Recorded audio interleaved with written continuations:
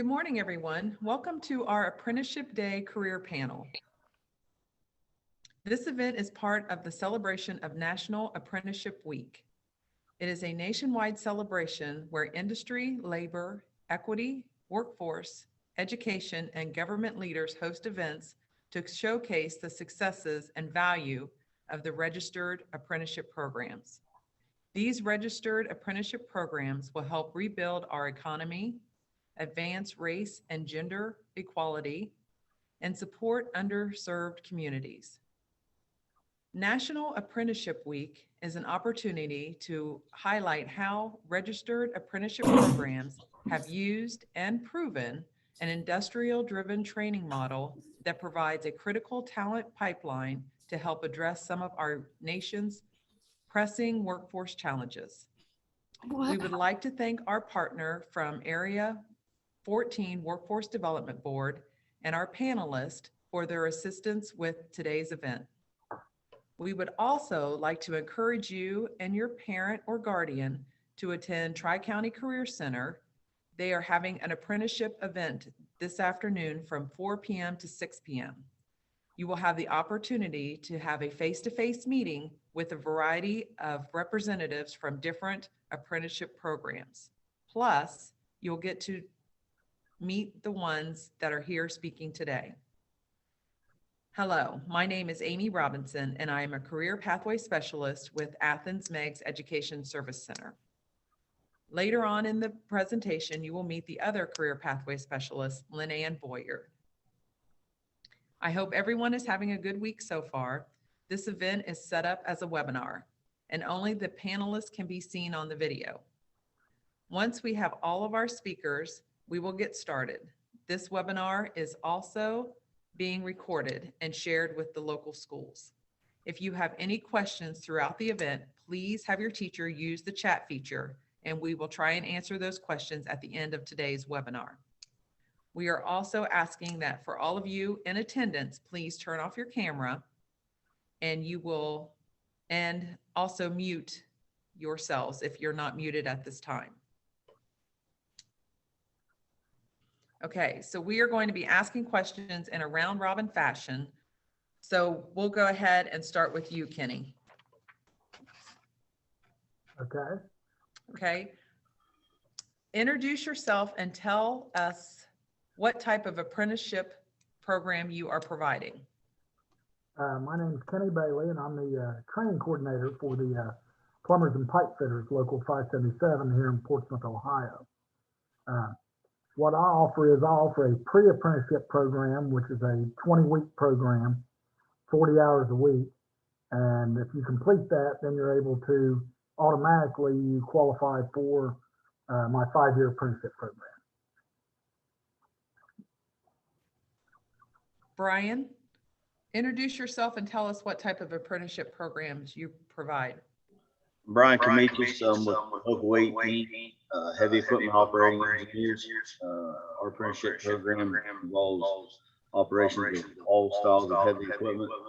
We've also just added on a heavy equipment mechanic part of our apprenticeship program, so we can go on the working side with turning the wrenches or the operation side. We are located in Logan, Ohio, our training site, and we offer just about anything and everything under the sun as far as being outside and run the heavy equipment. Okay. Travis, can you introduce yourself and tell us what type of apprenticeship programs you provide?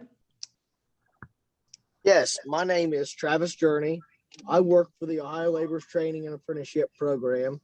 We offer a 4-year apprenticeship program totaling 4,000 work hours, 432 class hours.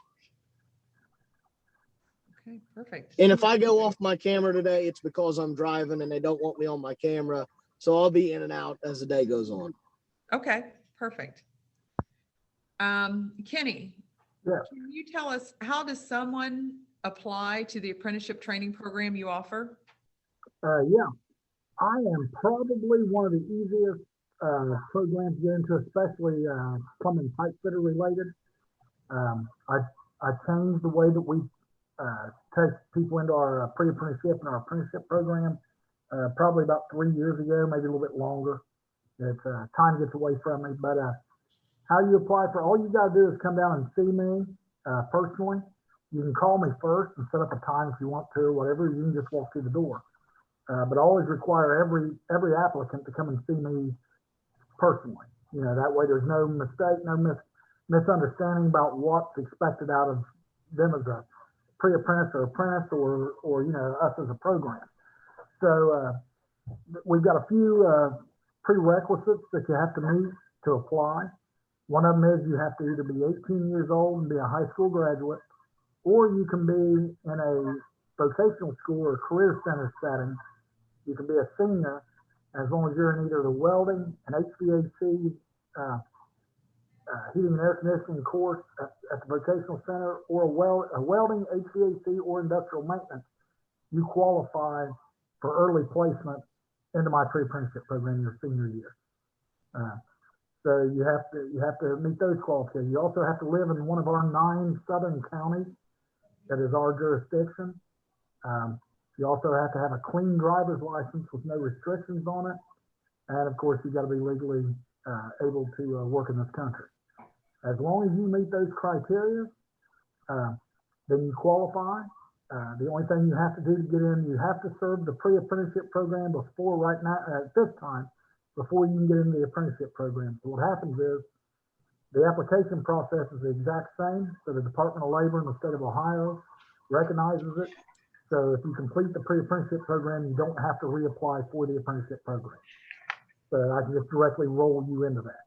The only thing you have to do for that is you've got to pay a $50 fee to take a math test. It's an online math test. It's proctored here at my union hall by a third party. It's a state and Department of Labor approved testing. It's a math test only. The first part consists of reading a tape measure. The next part is add, subtract, multiply, and divide simple fractions.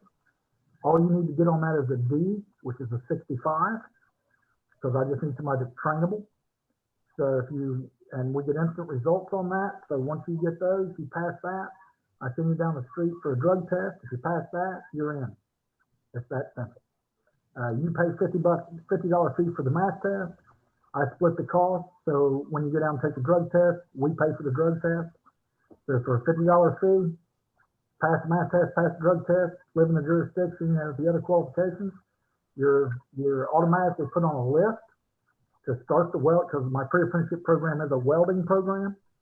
So you're on a list, first available booth, and you stay on that list automatically by law for 2 years, unless you decide to come off of it.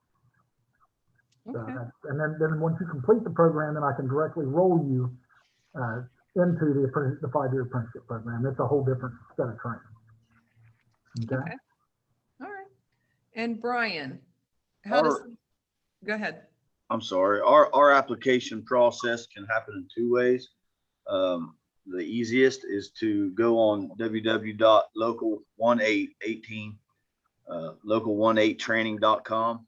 You can actually apply online for our apprenticeship program there.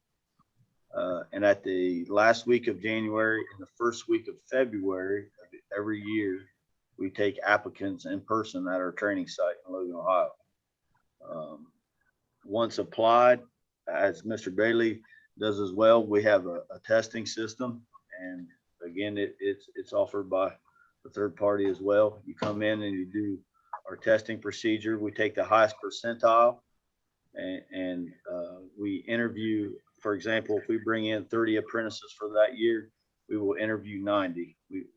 We triple the load of what we bring in for an interview process, and then we choose from there of those interviews. And after that procedure is complete, then they get a mail or a phone call to come in, and we put them through what's called our PAO process, which is Pre-Apprenticeship Orientation. That's a 3-week portion of which we pay them on the hour of stipend pay, and they come in and get safety training. They come in, they also learn to operate some of the equipment, and we start to evaluate each apprentice to see that they have the skills needed to retain information, listen, willing to get their hands dirty, and that's also a time for that pre-apprentice to decide if that's what they want to do. Some come in thinking this is what they want, and then they decide to do that 3 weeks, and it's not really what they thought it was made out to be. So it's a little bit fine-tuned on who we bring in. We are equal opportunity across the board, and I just like to bring to the attention on the applicants moving forward is that we need male, female, we need everybody we can get, because right now our work is heavy. We're short-handed. I'm sure Mr. Bailey will tell you the same. You know, if you're familiar with what's happening in politics, that infrastructure bill just went through. That's going to keep our work busy for quite a few years to come. So we're in need of good hardworking students to come out and be willing to be outside and get their hands in there and learn it that way. Okay, perfect. And Travis, how does someone apply for your apprenticeship training program? Our application process is done online. The website, if anybody wants to write this down, is oltapp.com. It's a simple application process. You'll need a driver's license, a picture of your driver's license and high school diploma to upload. And then, you know, upon approval of the application, you got to go for a drug screening, which is paid for. It's really a simple application process. We've changed over. We used to do a paper application, but we've been more effective with the online one. When you submit the application, it goes to the local coordinator in whatever area that you apply for. They send it to the field reps or the business manager, and then it's kind of work-based. We don't pull in any new apprentices if we have out-of-work apprentices on the out-of-work list. You know, we try to take care of the people we have before we bring in new people. And then, you know, a contractor would call, request an apprentice.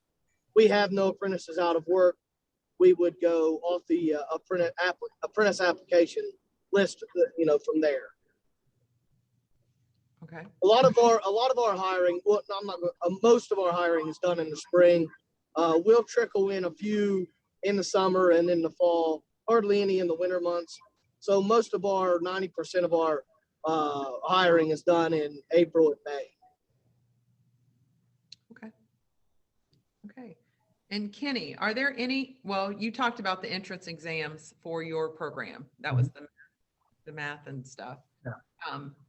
Brian, did you talk about entrance exams? Yeah, we do have that entrance exam similar to Mr. Bailey. Like I said, it's third party offered as well. We don't just test in just math. There's several different portions of that test that they do, just various subjects that they will do as far as reading and just basic stuff that anybody with a GED or a high school diploma would pass very easily. And it's typically the selection process from testing is based on the highest percentile. Passing for us is 70%. But if we have 500 applicants, we've got no choice but to take the highest testing scores. Okay. And Travis, do you have entrance exams for your apprenticeship program? No, we do not have any exams, you know, coming in. The only thing they might have to do is they might have to meet with the contractor and do an interview, but we don't have any entrance exams. Okay. All right.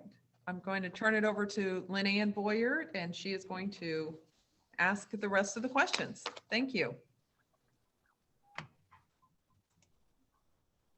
Hi. So Kenny, what subjects are taught in your apprenticeship program? As far as trade related, we usually cover high pressure pipe welding. We cover heating and air conditioning work. We cover plumbing work. We cover instrumentation work, as far as that goes. We also do backflow preventive training for, which falls under the plumbing stuff, medical gas. Everything we do, like the other trades, everything we do is math to a certain extent. We're building stuff. All of us are building something, doing something. So you've got to be able to figure out ratios. We work with each other as far as the different crafts. So, for instance, the operators, if they're running the training for us, they've got to be able to figure out the ratio of, whatever they're picking up, what it weighs, whether their equipment can handle it stuff. We've got to figure out, the stuff that we put on the stuff, the rigging or the hoisting material or whatever that's going to be used to hoist that load. We got to make sure that stuff, falls under, it can handle it and stuff. So there's formulas, ratios for everything we do. So we teach a lot of math. We teach a lot of everything from print reading to, basic formulas for math. We, you name it. And we cover a broad range of things. So a lot of our stuff gets specific. Once you start moving through the apprenticeship program, you're allowed to kind of choose where you want to go, as far as that direction, as far as your training. The pre-apprenticeship program is strictly a welding program, though. That is, I front load all the welding training on it because we've got a shortage of high pressure piping welders across the country because all of us are part of a national organization. So we are able to travel all over the country and work if there's work there and not enough people.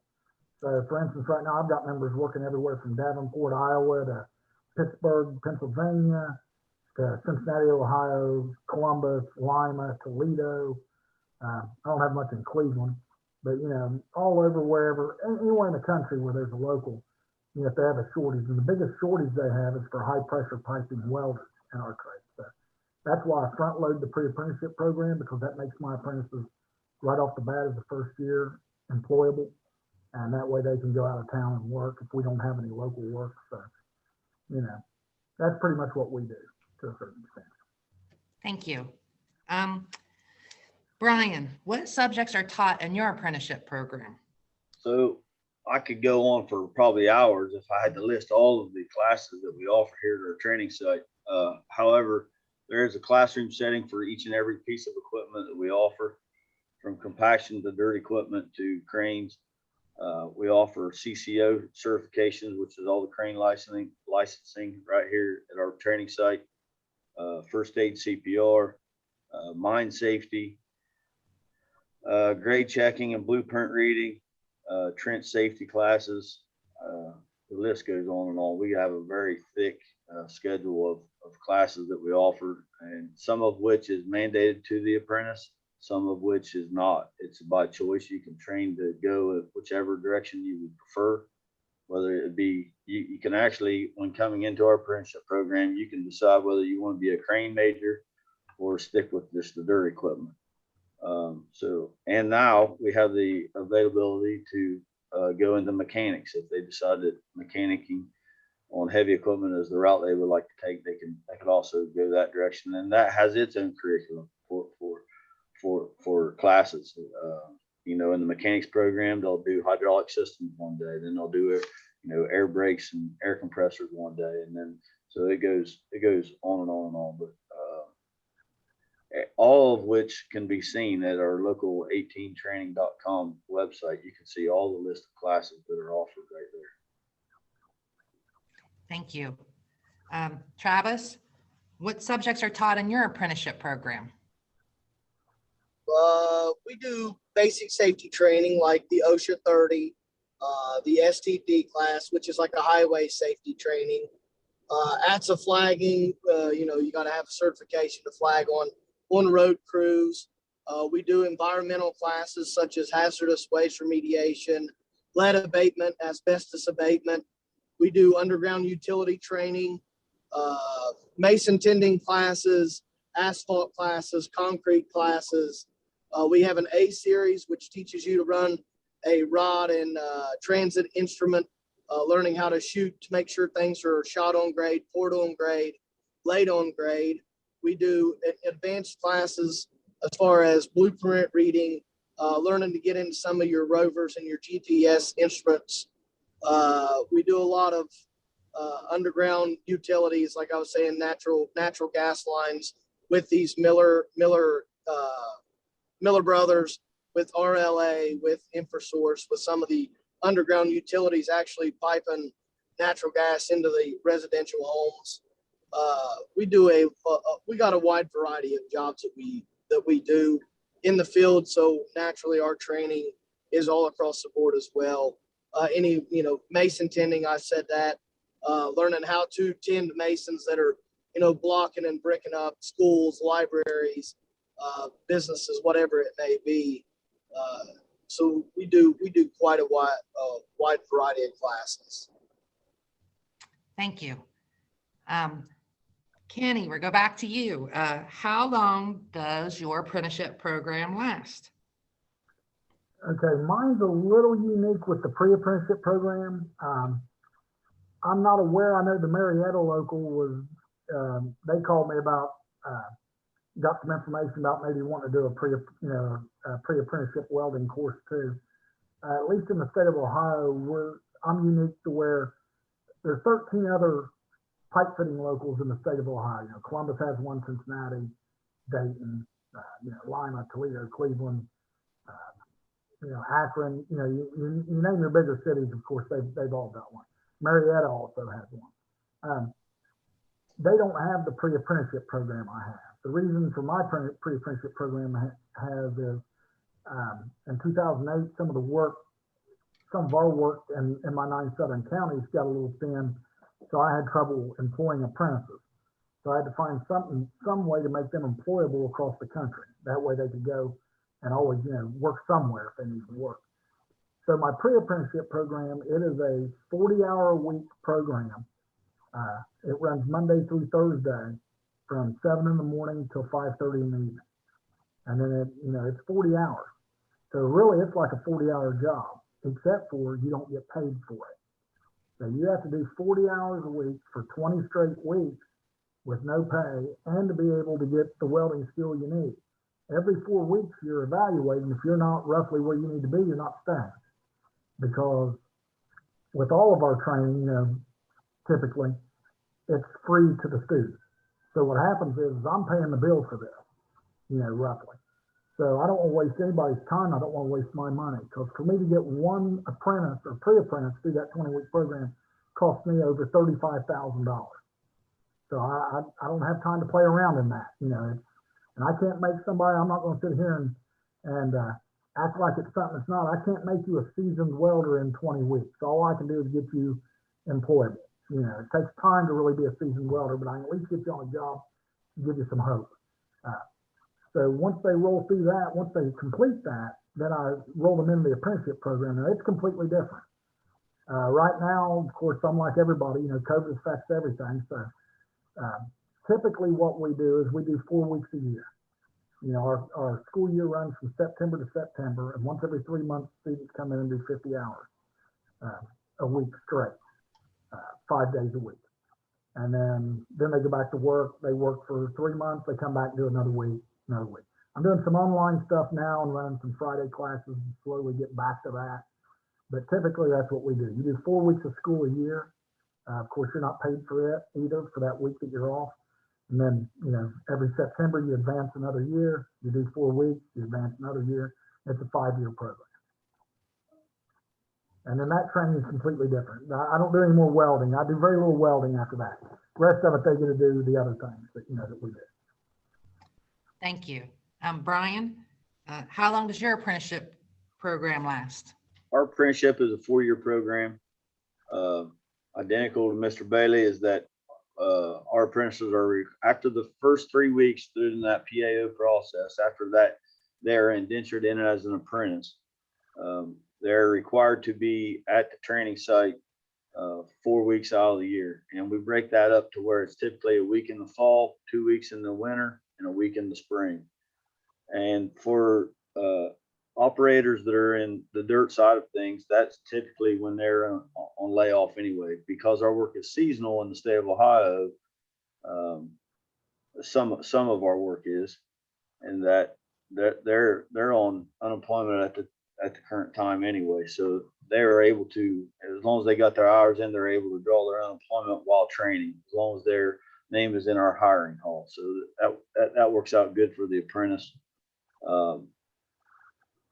We identical to Mr. Bailey, you do not get paid during your process of training. You're here to train those mandatory 4 weeks, and but the training site is always open. We're open every day of the year. They can come in if they get rained out for a day of work. They can come in and get extra training on any specific piece of equipment they prefer. Thank you. I don't know if Travis is still on here or not, or if we dropped out. I'm Travis? with you. I'm with you. I thought I dropped you, but I'm back. Perfect. Tell me, how long does it take? How long does your apprenticeship program last? Your training Our program is set up on a 4-year schedule, but it really is self-motivated. So our training season runs from the second week in September to the second week of May. The apprentices have the ability to go up to the school up to 6 times a year. And then on top of that, we offer local training at the labor locals. So you can get it. I've had kids get it done anywhere from 2.5 years to 5 years. It honestly just depends on the individual. Typically 3.5 years is when most finish. So, but you have flexibility there. A lot of the times the coordinator in that area will work around, the apprentice's work schedule. No one wants to see anybody miss a week of work or a paycheck. So it kind of fluctuates with the work season. But so for anybody listening that's interested, anywhere from 2.5 years to 4 years is usually the finish time. Okay, thank you. Hey, we're going to go backwards this time. I'm going to ask Travis first. Now, Travis, who pays for your training? This is a two-parter. Who pays for the training? And are there any grants to help pay for the apprenticeship program? Like, do I have to take out student loans, or how do I pay for this apprenticeship program? Great question. All of our training is self-funded by labor members in the state of Ohio. And no, we do not do any grants or student loans. We are 100% non-for-profit. All of our money, whether it be for pension, insurance, training, is self-funded by laborers in the state. Thank you. Brian, who pays for your training? We as well are self-funded, paid for by the members. We cover the entire state except for 3 counties. There are 16,000 high operating engineers that put in per hour to the training and apprenticeship program. There are 4 training sites in the state of Ohio. We cover the 4 corners. Logan is the southeast corner. Miamisburg, which is over near Dayton, is the southwest corner. We have a training site as well in Signet, which is up by Toledo, and then the other one would be Richfield up by Cleveland. So those are our 4 training sites, and we cover all those counties. And the way I know this question was based on who pays for it, but sometimes it's somebody interested in the program always asks, how far do I have to travel to find work? And so I actually have our map here, and I know this is on recording, so I'll kind of hold it up. Hopefully you guys can see it. But the yellow section of the state of Ohio is our district. So we're broke up in districts. So if you are in the southeast corner, all this yellow could be where you'd be called out to go to work, in just that area. You can take a job outside of the district if our district if that district is empty in its hall, they can call out district, but that is a choice that the apprentice can make at that point. But those yellow counties, about 3 counties north of Columbus and clear down to the river, 3 counties wide, is our district. And as an apprentice, if you get a call to work in that district, it's mandatory that you take it. Thank you. Kenny, who pays for the training, and are there any grants or student loans required? You'll find out we're all set up about the same. That's for us. we're also self-funded with ours.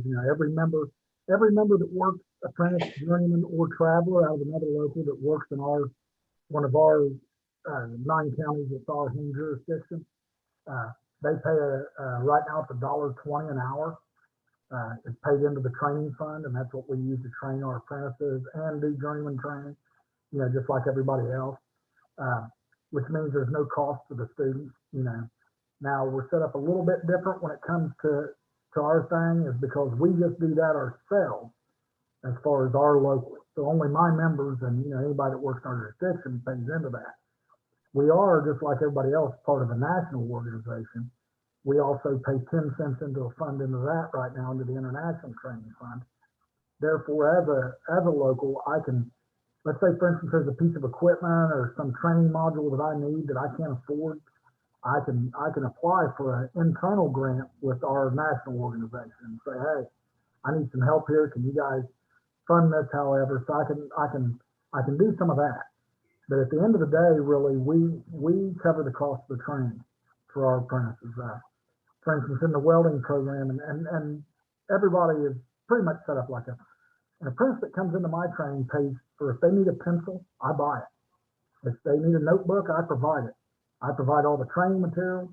In the welding program, if they need a welding hood, I'll provide it while they're in there. Safety, jackets. So we're all nonprofit. I can't make any money off that student, but and the other thing, I can keep them from having to, pay for stuff while they're there.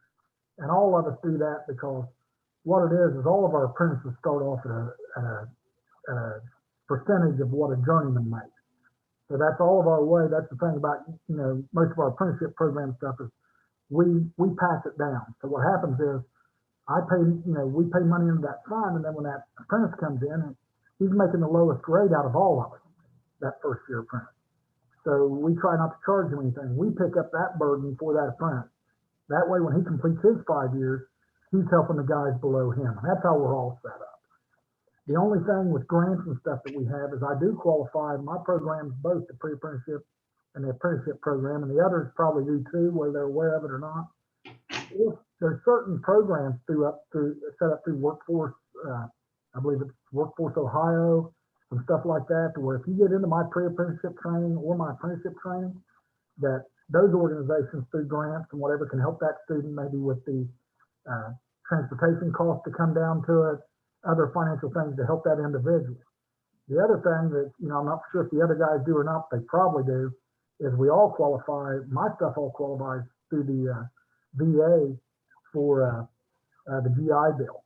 So I get veterans that come in here and all their training, they get paid for coming and training through the GI Bill, just like they were going to college. So there's some ways outside of the hall itself that a student can, get financial help for it. But as far as the hall itself, most of us, what we offer is absolutely free training. No student debt when they get done, no anything.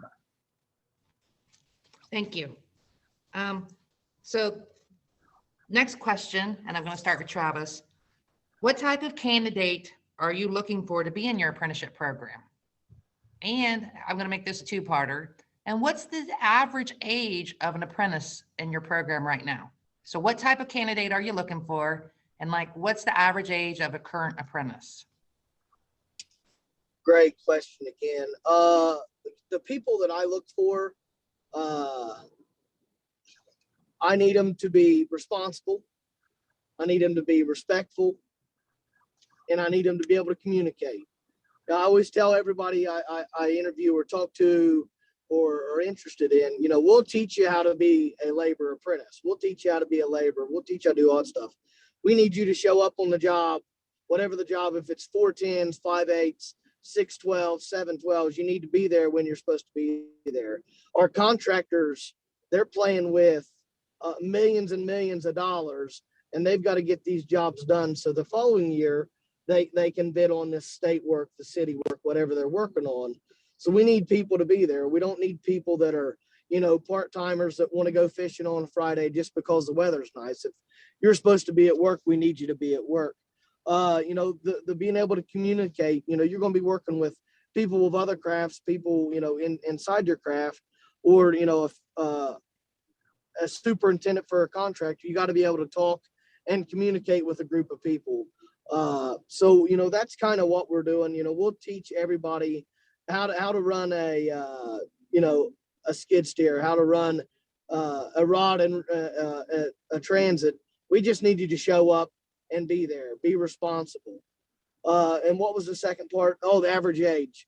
You know, I don't know. I'm just going to throw a number out there. I would say our average age is probably 24, 25. I would say something in that range. A lot of the time we get people that went to college or done something else and they're swallowed up in student debt, or, you know, they're not being able to make ends meet, you know, doing, you know, working at a car lot or doing whatever, selling cars. So we get, you know, we get a lot of people that's tried something and are falling back to plan B. We get a lot of plan B kids, which is fine. We'll take them whatever way. It'd be great if we could stop them from making that expensive college mistake, you know, and get them before. But, you know, people got to try things, and we understand. Thank you. Brian, what type of candidate are you looking for? And what's the average age of your apprentice? I'm not for certain that I can say it any better than Travis, because I think Mr. Bailey will agree. We're all looking for the same kind of student or apprentice. I kind of took a little note. They obviously got to be self-motivated. They have to have that initiative built within them to want to succeed and want to continue moving forward and benefit themselves. That on our side of things, they must like the outdoors. We're outside most, unless you go in as a shop mechanic, you're going to be outside. So you'd have to want to enjoy the outside, enjoy working with your hands. I personally was a guy that I learned best by using my hands, and that's why I love what I do. So obviously to be able to use your hands and apply it is definitely part of it. But we can go on and on and on about what we like to see in students, and communication from the amount of time that I've been here has been one of the hardest ones to get through. They have to be able to communicate well, listen well, understand directions well, and be able to kind of follow the pattern of the journeyman above them. Thank you. Kenny, what type of candidate are you looking for? And what's the average? Oh, Brian, what was the average age of your apprentice? About the same. We're right there in that mid-20s range. We have some come right out of high school as soon as and start them young. We've also had some older candidates. We've had some people come through. You'd be surprised the amount of females that we've had come in out of nursing. They've already completed nursing school, but this decided that wasn't for them and decided they want to run heavy equipment. And I think it's neat. It's phenomenal that they want to, you know, expand their range of experiences, and they do very well. But average age, I'm going to suggest mid-20s. Kenny, a candidate you're looking for, an average age? Average age, I'll do first. The average age, once I started the pre-apprenticeship program, it's pretty well gotten to the point where about 80% of that is, I still call them vocational school students, but you know, the students in the career centers that are taking the welding, industrial maintenance, or whatever. So basically, 80% of mine are almost high school seniors that come into mine, which some of that's good and some of that's bad. The reason for that is you've got to go through that. I'm like I said, I'm the only local that does this. Any other pipe fitter local that you apply for their apprenticeship program, they're going to take you in as a first year apprentice right off the bat, and they're going to sign you up as a member, just like, you know, the operators and the labor stuff do, and you're eligible to go to work right then and do your schooling. Mine, you got to do that 20 weeks, you know, 40 hours a week for 20 weeks straight without getting paid. I lose a lot of excellent candidates for my stuff because I get a guy in his mid-20s or something that's maybe married, got a kid. He can't afford to do a 40-hour-a-week job without getting paid. You know, they just can't afford it.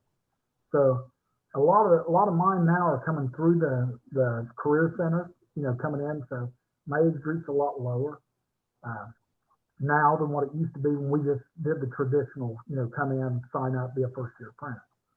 As far as what I'm looking for in a candidate, I'm standing with everybody else. We can talk about it all day, but you know, the main thing is I gotta have somebody that shows up here every day. That's why the pre-apprenticeship program works for me. It's different than the apprenticeship program. The apprenticeship program, with all of the apprenticeship programs, there's a set of standards and rules for that. I'm sure the others are the same as mine. You know, it's a self-eliminated point system for me. Like if you miss a night of school, you get so many points. You know, if you get fired off a job, you get so many points, you know, whatever. It's a point system. Once you, as an apprentice, once you accumulate so many points, you're not allowed to stay in the program. The pre-apprenticeship program, there's no point system. If I don't like the shirt they're wearing that day, I can tell them to go home and never come back. Doesn't matter. So if I've got somebody that's not doing what they're supposed to, which is show up every day on time, do what's expected out of them, that, you know, they need to listen to instructions. If they're not doing that, they're done. They don't stay. So for me, really what I need and what all of us need, I feel, is what I call an actor, but a legitimate actor that's a genuine actor. I need somebody that's going to act like they care, that acts like they want to get something done, that acts like they want to be at work, that acts like they want to get along with others, and is going to be there every day on time when they're scheduled for work. And you'll find out with any job, that's all any job needs, you know, but that's hard. That's getting harder and harder to find now. I don't need their drama. I don't need all their stuff. Because I don't know about the other programs, but I'll take a felon down here, you know, as long as they, you know, apply and do whatever. But I don't need their drama. I don't care what they've done, but I don't need the drama. Is the worst thing that I get anymore. Is there's something going on? There's always a reason why they can't come to school, can't go to work, can't do what they're supposed to. I don't get it, but that's what we're into. If I can get rid of the drama and just get a guy to show up on time for work, believe me, we'll teach him something at work and at school. And one thing I've forgotten to mention, I know I'm going a little long here, is like all the others, we got an apprentice to do their apprenticeship year, they have to do 200 related training instruction, which is school work down here at the hall. They've got to do 200 hours of that, and they've got to have 1,200 hours of work-related training, which is work hours, to qualify to move from year to year. So they're only doing 200 hours after the pre-apprenticeship training. They're only doing 200 hours a year. So, yeah, my goodness, you can't come to school for 200 hours out of the whole year. You got problems. You know, I'm sorry. Thank you. Okay. Travis, how many applicants do you get each year? And about out of those applicants, how many are accepted into your apprenticeship program? Ooh, great question. Personally, now there's 5 people in our office. I cover the west side of the state. I probably get 70, 80 applicants a year, and we probably take in 20 of those. And then, you know, the other ones, they end up getting a chance, you know, probably at some point in time, but it might not be within the 90 days of their first application. So they'll have to reapply and then get it the next go around, you know, because if they don't hire, you know, most fars in April or May, you know, that chances are they'll have to wait till the next season before they're, you know, interviewed or brought in. And then what would make me be a standout applicant? A high school diploma is a big deal, you know, to us. And then any kind of pre-training at a like a vocational school, career tech, anything like that, like an OSHA 30 class, an OSHA 10 class, worked with their uncle on a residential construction, anything like that, to me sticks out a little bit, because, you know, some of the things we do, they're not going to be doing by 18 years old or right out of graduation. So any kind of residential construction, any kind of non-union construction training, you know, they put on their application, we take a look at it. And if I see it that they worked on the highway or worked with an asphalt crew, you know, we take note of that and jot it down. Thank you. Brian, how many applicants do you get each year? And out of those applicants, how many do you accept? I'm not for certain how many applicants we get around the state because we have 4 different training sites, and each one of them accept applications in each district. But here at Logan, it can be upwards around 200, 250 applicants at a time. It seems like everybody wants to go out and play on big toys. At least that's the way they see of it, and that's all great. Last year we took in 41 apprentices. I'm going to say on an average, we take in 30, 35 typically, but the work is growing. So we have to continue to meet the demand, and we continue to take more and more apprentices. So like I said, there was 41 last year, and I'm sure with everything going on from the union meetings that I've been to and work continuing to grow, we'll probably take upwards around 50 next year. So it's definitely great. As far as the ideal applicant, I'm on a little different aspect than Mr. Travis in that we kind of prefer them to come right out of high school. We like them new. We feel like we can train them the right way. We have found in years experience that an apprentice coming in with some seat time and equipment can form bad habits, some very unsafe habits, and sometimes it's harder to break the habits than it is just to start them right off brand new with minimal amount of experience and train them the right way moving forward. So that's kind of the ideal apprentice in our mind. Obviously, you got to have the high school diploma and the GED, and so a lot identical to the other training sites, or the other apprenticeship programs, but I kind of like them brand new. That's kind of what we like to have. Thank you. Kenny, how many applicants? How many do you take? And what would make me a standout candidate? As far as how many applicants, it varies because I'm always taking applications. Doesn't matter to me, year round, every day if somebody calls me. And then, like a lot of times I go ahead and do the testing, and then, they get on the list, and it might be 3 months before I'm able to get them a boost or something. And then, so I'm gonna say roughly, I probably have around, I get phone calls probably 6 or 7 a day, somebody asking me about the program, how do I apply, whatever. A lot of them don't follow up, or whatever, but I'd say probably as far as people on the list right now, I've probably got about 18, not counting the group that I've already got scheduled to start here in second week of December. Once that group kind of starts, I've probably got roughly around 18 people on my list that have already tested, ready, waiting to get in. Plus probably another, I'm going to say roughly 12 that are scheduled for testing. And there's no guarantee they're going to come in and do the testing, but they don't make them pay for the testing until they show up and take the test. So also with them being on the list for 2 years, what happens to me is so they come down, they talk to me about it. They say, yeah, I'm interested. I schedule them for testing. They take the testing, pass the testing, they go on the list. And like I said earlier, they're on that list for 2 years. Now, how that works is if you're number 3 on the list, or let's say you're number 1 on the list waiting to get in. If I call you and say, hey, would you like to start, a week from now? Because I try to give them a little bit of notice. Some of them are working, some of them are doing whatever. Call and say, hey, would you like to start on this day? All they got to do is tell me now. If they don't want to start on that date and they're not ready to do it yet, they don't have to give me an excuse. They all do, but I tell them, you don't have to tell me anything. All you do is tell me now. Then I go down to the next person on the list. And I go down that list till I find a person that says, yes, I want to start on this date. Well, welding is not an exact science. So I might have 2 guys finish this week, maybe a guy finish the following week, maybe nobody finished for 3 or 4 weeks, and then 2 or 3 of them finish.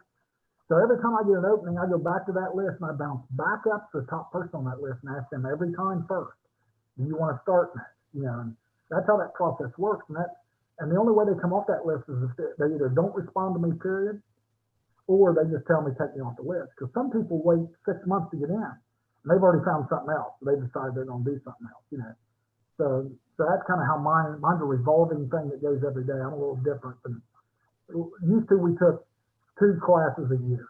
Now I just take them as soon as I need them, and I shoot for 25 apprentices a year is what I'd like to have.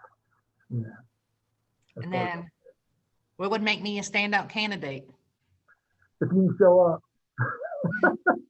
Like I say, I'm the easiest one. We don't interview anymore. We don't nothing. I don't require anything because the proving ground for me is when you walk through the door in the pre-apprenticeship program. And I'm set up different in that respect than the other programs. All my stuff, I don't care who you are, what your qualification, where you've been, what you've done. all I care about, I tell everybody, what are you going to do today? When you walk into this place back here, I don't care what you've done, where you come from, what your skill level is. You got to go back here now and start every day for 10 hours a day. And you got to be there consistently and go. So I'll give anybody a shot. That's my thing, is I'll give any person that qualifies, you get your shot back there. And the only way you don't get to continue with this and do it is if you don't do the things that are expected out of you. And like I said earlier, I get a lot of people from the career centers that are seniors. The thing, and I usually talk to almost all the vocational schools in my 9 counties. And I tell those kids, especially in the welding program, they're only welding 2.5 hours a day, in high school. And if you have trouble, I tell them, if you have trouble staying in that booth for 2.5 hours, don't even apply to mine, because you're going to be in a welding booth for 10 hours a day, every day, 4 days a week. So I get people that come in, like Brian was talking about. I get people that come in that taken welding. After 2 days, they don't show back up, because they thought they wanted to weld until they came in and did that all day. It just depends. Mine.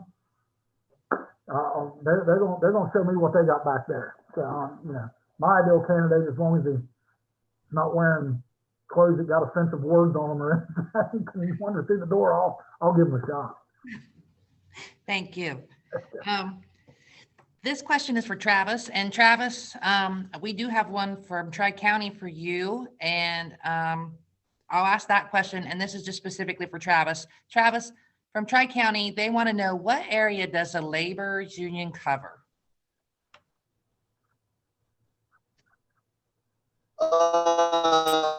As far as 22 locals in the state. Yeah, we have 22 locals in the state of Ohio. The ones closest to you guys would be Marietta local 639, and then Portsmouth local 83.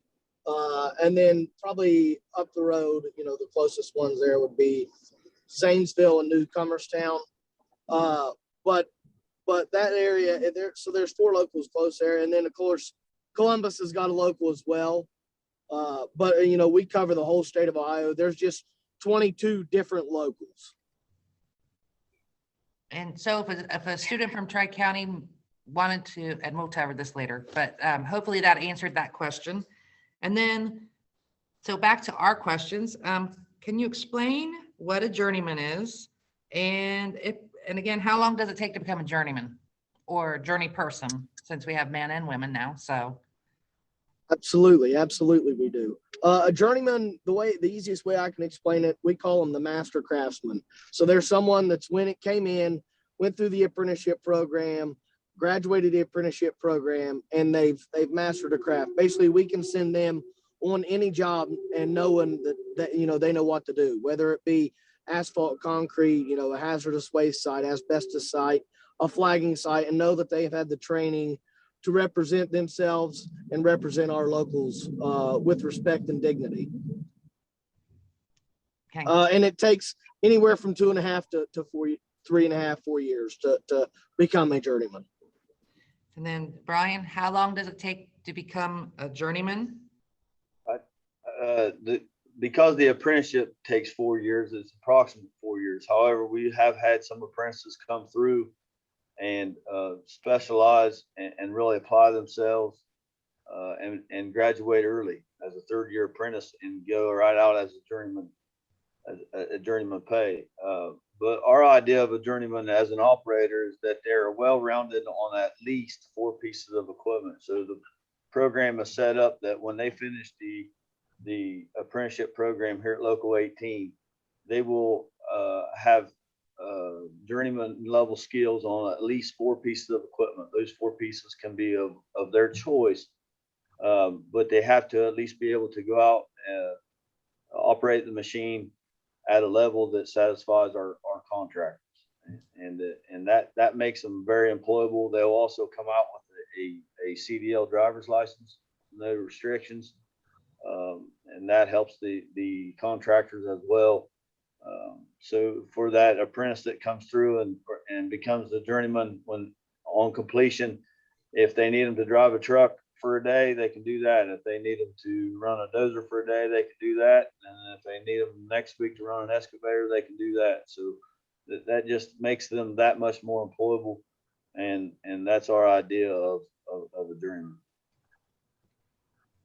Kenny, what is a journeyman and how long does it take to become one? For us at Local 577, what a journeyman means is they've completed their pre-apprenticeship training, their 20-week welding program, and then completed their 5 years of apprenticeship training, which elevates them to journeyman status. And then we're just like the others. Once you hit journeyman status in our stuff, it means basically you're a competent, well-rounded employee that a contractor wants you. When they hire you, they're getting a certain standard of employee that can do the basic things, because all of your crafts, you're going to find out, we're so diverse. There's nobody that can know. You can't hire a pipe fitter, for instance, and have him be able to know every little thing that a pipe fitter covers. It's too diverse. You've got instrumentation. For instance, I never did any instrumentation work, when I worked with the tools. So if they need, and that's how we're set up. When contractor calls, they're looking for specific skills possibly, then we send them those people with those specific skills. But a journeyman means a well-rounded, trained, competent, basic pipe fitter. That when he's hired, he can basically do what you need, or, to a certain extent. Okay, I'm gonna kind of double these couple questions up here because for time's sake. How much does a starting apprentice make? And are there any benefits in the apprenticeship program, such as like sick days, personal days, or vacation time? And I'll start with Travis. Again, how much does a starting apprentice make, and are there any benefits? Yes, there are benefits. Starting pay, 60% of the journeyman scale right now is right around $20 an hour for an incoming first-year apprentice. And then the benefits, yes, there is a pension benefit. There is insurance benefits that include medical, vision, prescription, death and dismemberment, short-term disability at no cost to the member. It's in the fringe benefits package, which is bargained by the local unions and the contractors. Thank you. Brian, how much does a starting apprentice make, and what are the benefits? 50% of our scale is $20.31. That's at 50%. And then if the apprentice gets called out to operate mobile equipment versus if you're oiling on a crane, that's at 50% scale. If you're operating mobile equipment at 60%, that brings it to $24.37 an hour. Journeyman rate right now is $40.63. So when they become a journeyman, that will be their payout. Identical to what Travis said, all your, and I think this is important to talk to high school students because they typically don't understand this or think this far ahead. They always want to see that money amount on that paycheck, but versus any place else, when it comes to these unions, it is paid for by the members and it is bargained in, and that so your pension program, your health benefits, all that is paid for by our contractors. They pay into that portion. So you could take $40.63 out of the journeyman and add another $30 per hour that gets paid in by the contractor. You're getting up there in money figures. But it's important for the students to realize it's not coming out of your paycheck. It's paid for by the members or by the contractors. I'm sorry. Kenny, how much does a starting apprentice make, and what are the benefits? Are there sick days, personal time, vacation, any of that?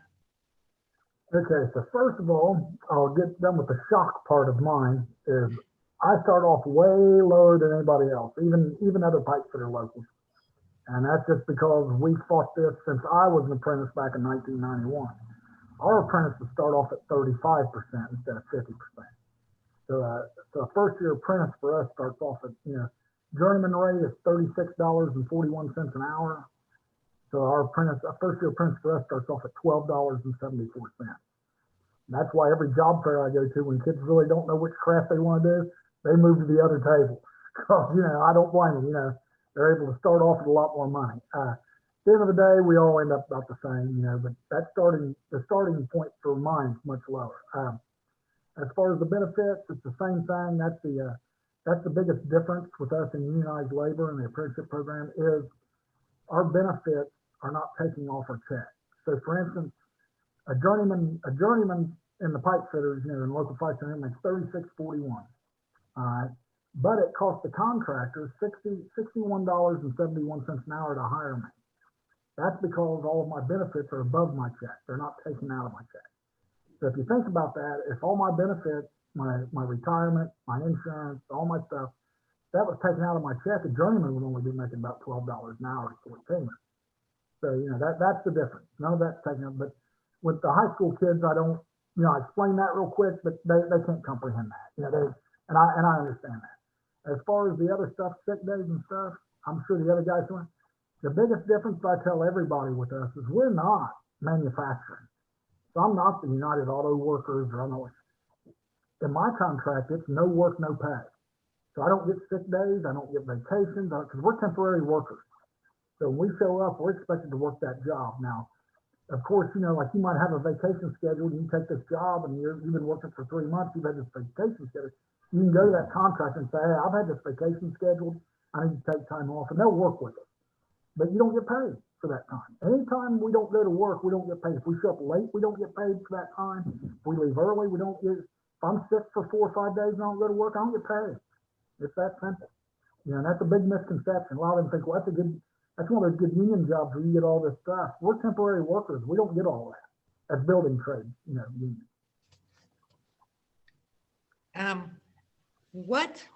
And then this goes back to Travis. What does a first-year apprentice need to know? Like, will they be working with one employer, or will they be traveling every day? What would a first-year apprentice need to know? They typically they work with one contractor for the entire season. If a contractor takes up time to train an apprentice in the spring, they're not going to let them go unless they do something that's detrimental to their employment. You know, the local around Meigs County, Portsmouth, they cover 11 counties. Sometimes they'll be traveling. Sometimes they could work on multiple job sites a year. But typically, you know, if they come into the apprenticeship with a contractor, they're going to leave with the same contractor unless they do something to screw it up for themselves, because the contractor like to mold young kids into an employee that they can use. Thank you. Brian, what does a first-year apprentice need to know, and will they be working with the same employer? As far as safety knowledge and those concerns, they get all that through our PAO process. They will get some basic, well, none of it's basic, but they will get all the safety issues put in front of them. They will get their PPE and those sorts of things handed to them. And we will give them, you know, as much knowledge as they can retain moving out to that first job. And then once they get that first call out to the contractor, the contractor realizes they just hired a first-year apprentice, and they're under what we call this umbrella of apprenticeship. And so when you're under this umbrella, you're kind of protected to an extent. Now, there are certain things that the apprentice can do to get themselves fired from the job, being late and those sorts of things. Failing a drug test, those are always big hits and negatives to the apprentice, but they'll go out, and then what we call OJT, on the job training. When they're under this umbrella of apprenticeship and they called out as a first year apprentice, they're on the job training. That's what the whole idea behind the apprenticeship program is. And they're now getting paid for this training versus you know, paying in college loans. Thank you. Kenny, what does a first year apprentice need to know, and will they be working with one employer? It depends. You know, like I say, we're temporary workers, even as apprentices. Depends on what the job is. You know, you might work for 4 different contractors your first year as an apprentice. You know, maybe 6, you know, or maybe 1. You know, there's no a definite thing on that. We do the same thing. You know, when they're finishing up their pre-apprenticeship program, you know, we take about the last month of that and start sliding in certain stuff, you know, the safety stuff, you know, other things they need to know as far as they're getting ready to walk out on the job site to keep them safe. But our contractor realizes you're getting a first year apprentice for $12 an hour. He's not going to be a rocket scientist when he goes out there. He's there to be trained and to get his on the job training hours. That's why they get the cut rate for that person. So basically, the only thing my first year apprentice needs to know when he goes, number one, where does he need to be to show up for work, and he needs to be there on time. As long as he gets there and does that, we'll take it from there, the contractors and the journeyman he works for. Because like with all the programs, that apprentice should be working with a journeyman that is there to help him and show him, what to do. So yeah, there's not much they need to know. Just be there, be on time, listen, learn, do what they ask us. And then Brian kind of touched on this, but Travis, what would be a reason to get dismissed from an apprenticeship program? Like how could you get fired from an apprenticeship program or asked to no longer be involved? He hit the main one, would be failing a drug test. But we see different things, expelling people from contractors, whether it be insubordination or you just not performing, not showing up for work when they're supposed to, having a different million reasons. Now the contractor understands life happens, doctor appointment happens, family issues happen, but when you see it repetitive and time again, that's when, they become an issue. I mentioned it earlier, if they hire you, it's because they need you. Used to, you'd have crews would have an extra laborer or two or operator or two or whatever it may be. Now they seem like if they need 6 people, they hire 5. So you're expected to be there every day unless something tragic happens. But if it becomes an issue where you're missing multiple days in a month, I had a contractor, dealt with it for 3 or 4 months. The girl missed 30 some days and he finally called and said, I'm done with her. And I can't go to bat for someone if that's the reason. If she's not going to make it with that guy, they're not going to make it with another contractor. So, drug tests, not being able to show up for work and not being responsible in the job is the biggest things for us. Thank you. Brian, would you have anything to add about reasons to be dismissed? No, other than when you are an apprentice, there is a point system. I think Mr. Bailey mentioned he has a point system as well. We have to fill out OJT cards every month. You have to keep track of your time and your hours and the amount of time that you spent on each piece of equipment so we can monitor and pay attention to their training on each piece of equipment. So, for example, if you're past the deadline on turning in your OJT card, it's a 10-point thing. And then once you've gotten over 100 points throughout the whole point system, you have to go and sit in front of the board. They'll give you a warning, and then usually the second time in front of that board, they're going to kick you out of the apprenticeship program because you're not, keeping up with what you're supposed to. And we hold them accountable. These are the rules. This is what it's going to be, and we have to do that for our journey people that are out there working right now. If we can't hold them accountable and make sure that they're going to do what is laid out in front of them, then we don't need them any longer. Thank you. Kenny, do you have anything to add? Reasons to be dismissed for the apprenticeship program?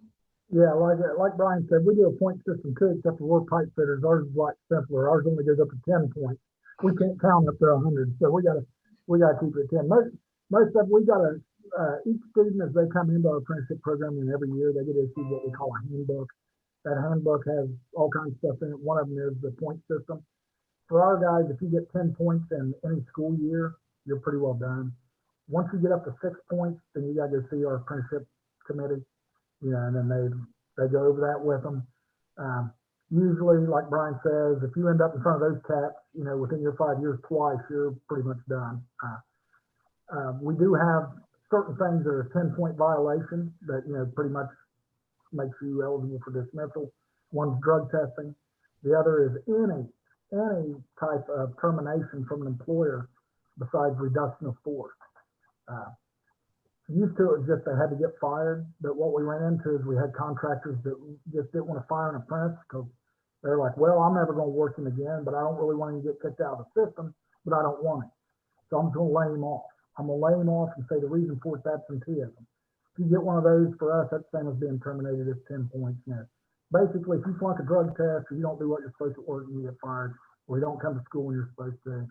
Like Brian says, we have the OJT monthly reports on the stuff that, they're filled out, by the contractors, what this guy work on this month to make sure all that. And then we get a report from those foremen or whoever they're working for, general foreman, sometimes the superintendent, on their conduct at work. So sometimes we can bring them in for that and give points. But basically, you'll find out with all apprenticeship programs, as long as you're doing what you're supposed to do, you'll never have any trouble with those periods.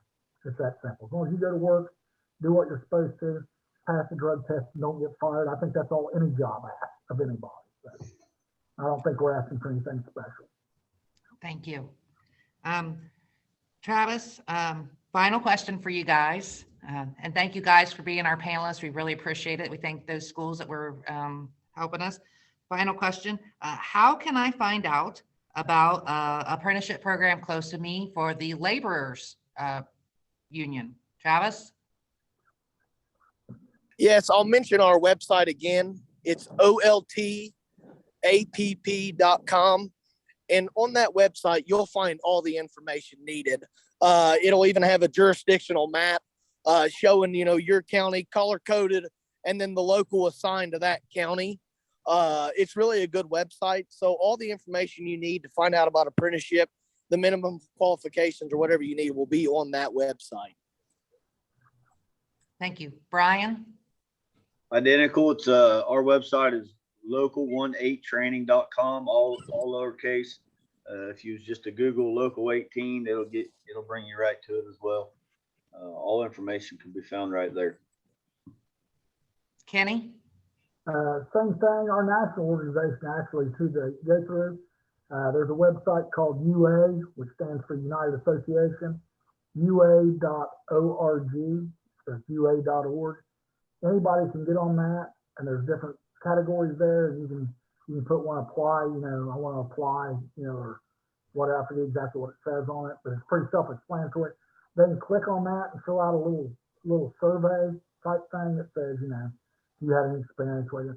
No matter what they put on that, as long as they put I'm interested in joining, the UA, what they'll do is it'll go to the national organization, and then no matter, as an applicant, no matter where you live at, it will automatically send that to the local that you reside in their jurisdiction. Then, for instance, I get those all the time, and it's my job and responsibility to email that person back or call them and say, hey, you've expressed an interest. Here's what I got going on here, and go from there. So, yeah, all they got to do is get on ua.org, and it'll send them where they need to go. Thank you. We do not have any questions at the chat. I'd like to thank everyone so much for joining us today. We appreciate your participation. A special thank you to our panelists who took time out of their busy day to celebrate National Apprenticeship Week with us. We appreciate you guys. Thank you for the work that you do to keep this country running.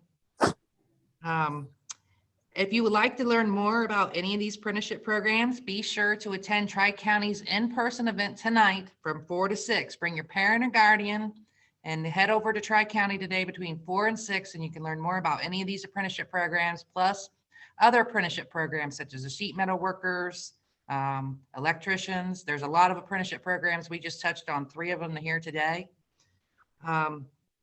Make sure to stay up to date on the ProjectRISE newsletter to see what panels we have coming in the future. If you are interested in learning about another career, or if you would like a job shadowing opportunity or an internship opportunity, please reach out to ProjectRISE. You can find us on the Athens Megs website or on Facebook as well under ProjectRISE. We thank everybody for spending their morning with us, and we hope you have a wonderful week. Thank you, everybody. Thank you for inviting us. We appreciate it. You all have a good day. Thank you. Ma'am, I'd like to add one more thing. We just yesterday had Nelsonville City Schools come up here for a visit, and they actually got a chance to operate a small piece of equipment and see our training site. We'd like to open that door to any schools that are signed on or are going to be hearing or seeing this. If they would like to set up with us, I can put out our phone number here, 740-385-2567. Call in and set up a day that maybe if the school would like a field trip up here and then check out our training site, they're more welcome. Yeah, and we will share that information out with all of our schools as well. Thank you, Brian. Appreciate that. Thank you.